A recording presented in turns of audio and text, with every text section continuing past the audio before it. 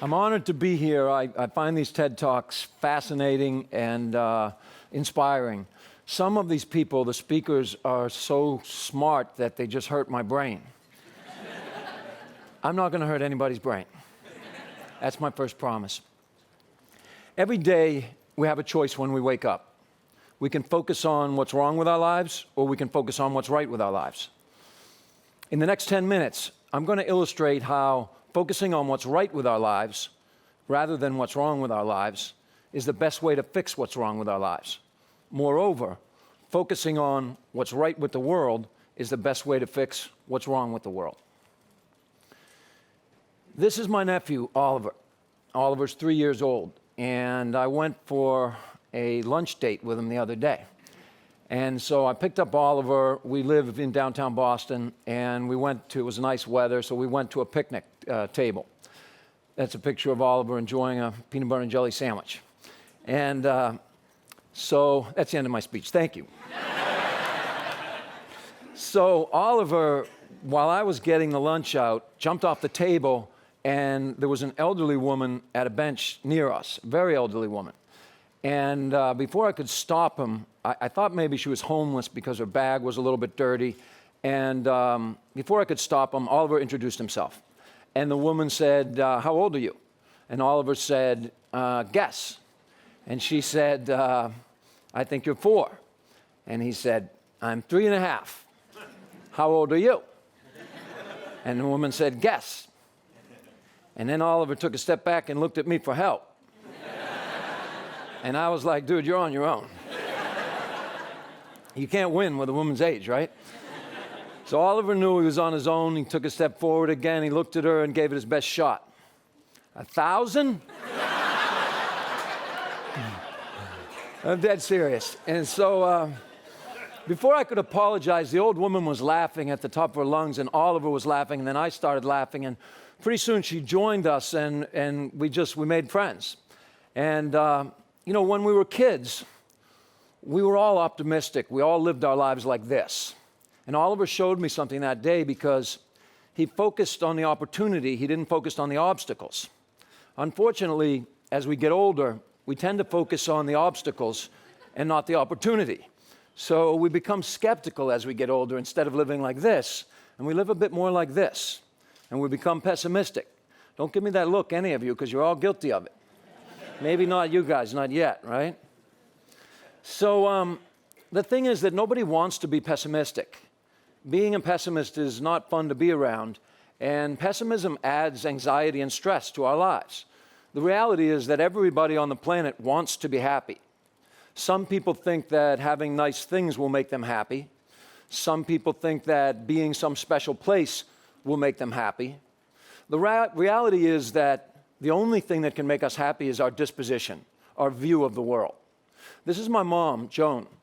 And Joan and my dad raised 6 kids on about enough money for 2 kids. And my mom had a special trick. She'd get all 8 of us at the dinner table, and of course we had as much dysfunction happening in our home as any typical American or Boston home. And my mom would cut right through all that, and she'd say something very simple. Tell me something good that happened today. And she taught us something because she changed the energy in that room. This is a picture of my younger brother, John, who's my business partner with Life is Good. He's on the bottom bunk, and I'm on the top bunk. And if anybody in here has ever met my brother, John, he's a bit of a space shot. And if you look closely at the radiator, it's very clear that he's been snacking on the lead paint. My brother and I are the youngest of 6 kids, and if you visit my parents, they live in Needham, and there's bookcases and bookcases filled with photos of my older brothers and sisters. This is one of 3 photos of my childhood. And when I look at the picture, I'm like, Mom, I can forgive you for not taking the photos, but how about putting some sheets on the bed? So when my brother and I graduated from college, armed with no money and no experience, but some good advice from Mom, we started designing T-shirts and selling them in the streets in Boston. And soon after, we bought a van. We called the van the Enterprise, and we told each other we were going to boldly go where no T-shirt guy has gone before. So we got in that van, believe it or not, and we traveled for 5 years, and we slept in that van on the road every night. And we had many great conversations on the road, but one changed our lives forever. And it was a conversation about how the media inundates our culture with negative information, always telling us what's wrong with the world, but rarely telling us what's right with the world. And the result of that conversation was Life is Good, the brand. Seems silly to trademark those 3 words. It's almost like trademarking hello. So we got lucky in many respects, but we were drawn to being optimistic, and we believed that there was power in being optimistic. What was more important to us at the time, and what was a question mark, is it commercially viable? Will people actually buy those 3 words, life is good, and other optimistic messages? Well, they did. 2 days later in the streets in Cambridge, we sold 48 shirts in 45 minutes. And it scared the heck of us because we didn't know what to do. But the business started growing despite our lack of business acumen. I don't have time for all the mistakes we made, but trust me, we made lots of them. But the brand idea was strong enough that it carried us. We began to blur the line between work and play. And so to us, this is what a board meeting looked like. We really didn't know what was happening with the business, but it was growing underneath our feet. And the more shirts we designed, the more people bought. So in the first 6 years, the first day when we sold those shirts in Cambridge, we had $78 in our pocket. And in 6 years, it became a $3 million business.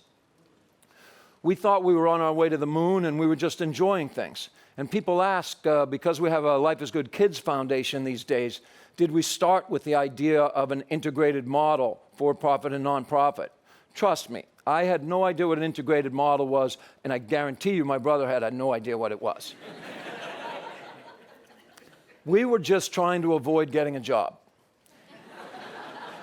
And we were enjoying it, and we were doing well with that, okay? That's when something surprised us. We started to get mail from people who faced severe adversity, and we really didn't know why they were writing. I'm going to read an example of a letter, and the letter came from one of these 2 boys. I still haven't met them, but one day I will. Dear Bert and John, my name is Alex. I have a brother, Nick, and we are 10. We both have extra challenges in the world, but at the end of the day, we still have each other. We were both born early and weighed only 1 pound, so we had a lot of growing to do. When I was born, I had my leg amputated. Nick is legally blind. Me and Nick have all of your shirts with all the things we like doing best, but if you ask us what we do best and what makes us happy and laugh the most, it is just being together. I know now that Nick has more challenges than I do. It's my favorite part because the kid's 10 years old. It's like he's been around the world, right? But he says and does things that make me laugh and forget feeling bad. I don't know how to describe it other than to say that I love him. You're lucky to have a brother too. He doesn't know my brother. I hope you do fun things together, your friends Alex and Nick. So when you get a letter like that, what do? You know? You get a letter like that, it shows you the depth of optimism. It shows you gratitude for what you do have. And it makes you think, I'll never say I have to do something again. I get to do something. We get to do the laundry because you get to stand on 2 feet. You get to go grocery shopping. You don't have to go grocery shopping because when you go grocery shopping, you get to look at the labels with 2 eyes. So here's these kids asking for nothing. They really called just to say hi and hang out. So we did the only logical thing anybody would do at that point. You probably guessed it. We started a pumpkin festival. And the pumpkin festival raised money and awareness for children facing unfair challenges. And we had it up in Portland, Maine. And if anybody's been to Maine in October, it ain't bikini weather, okay? We didn't know if anybody would show up to our stupid little party or not, but people showed up. Lots of people showed up. And this woman showed up 14 months pregnant in a bikini. She brought her husband, Mr. Positive Man, and whoever this guy was escorted from the premises.